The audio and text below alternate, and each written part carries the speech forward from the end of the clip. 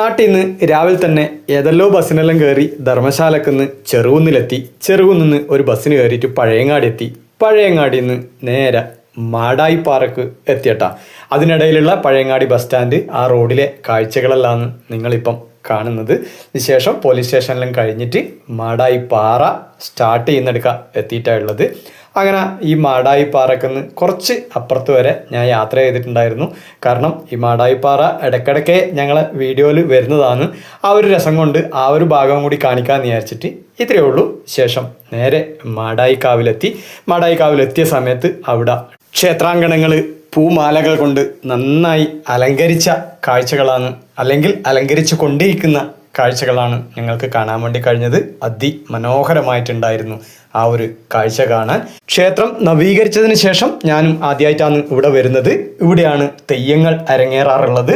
ഇത് പൂരവുമായി ബന്ധപ്പെട്ട് കിടക്കുന്ന ഒരു പൂവാണ്, ജടപ്പൂ എന്നാണ് നമ്മൾ പറയൽ. അങ്ങനെ ക്ഷേത്രവും പരിസരവും ഒക്കെ അതിമനോഹരമായിട്ട് അലങ്കരിച്ച കാഴ്ചകളെല്ലാം നിങ്ങൾ കണ്ടു.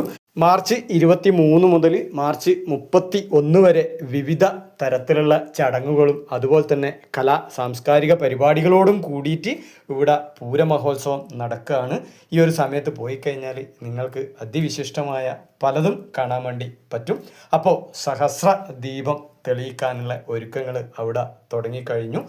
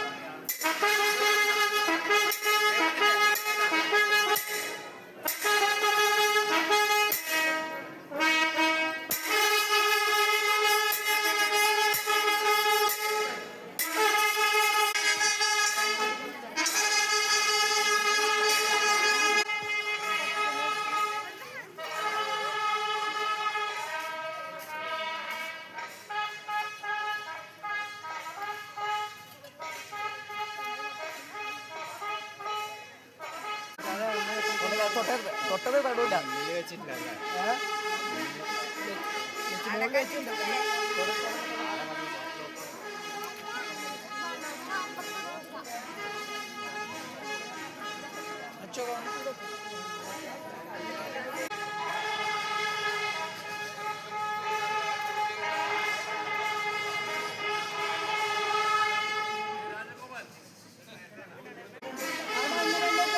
അവിടെ കാറ്റ്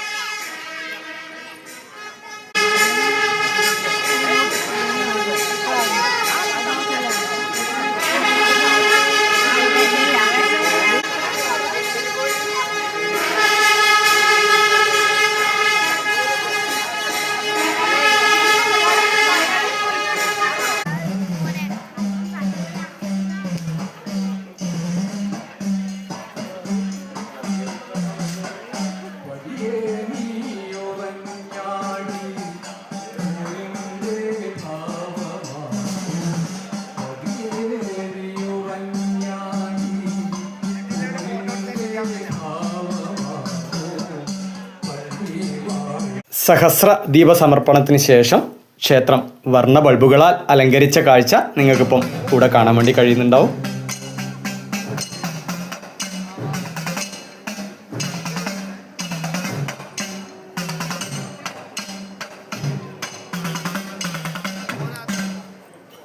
ഭദ്രേ മഹേശ്വരി കാളി സുഹാസിനി രൗദ്രരൂപേ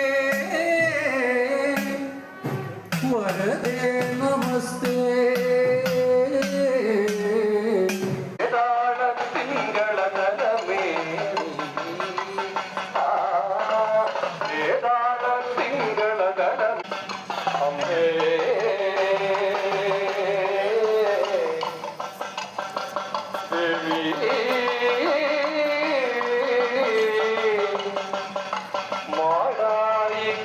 പിന്നെ ഉണ്ടായിരുന്നത് അതിമനോഹരമായ പഞ്ചാരിമേളായിരുന്നു. അതിൻ്റെ ലൈവ് നമ്മുടെ ചാനലിൽ തന്നെയുണ്ട്. ശേഷം കൊടിയേറ്റായിരുന്നു. കൊടിയേറ്റം കഴിഞ്ഞ ഉടനെ ഞങ്ങൾ അവിടുന്ന് മടങ്ങുക ചെയ്തിട്ടുണ്ടായിരുന്നത്. അതുവരെ വീഡിയോ നിങ്ങൾ സ്കിപ്പ് ചെയ്യാതെ മുഴുവനായും കാണുക.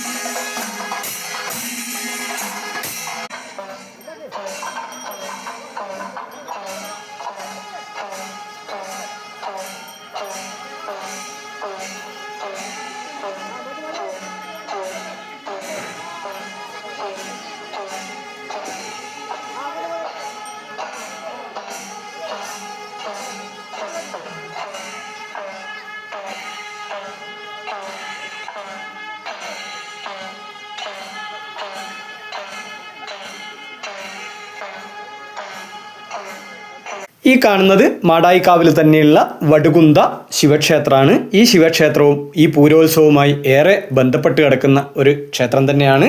ഈ ക്ഷേത്ര തടാകത്തിൽ വെച്ചിട്ടാണ് മാർച്ച് 31 സമാപന ദിവസം 8 മണിയോടുകൂടി പൂരംകുളി നടക്കുന്നത്.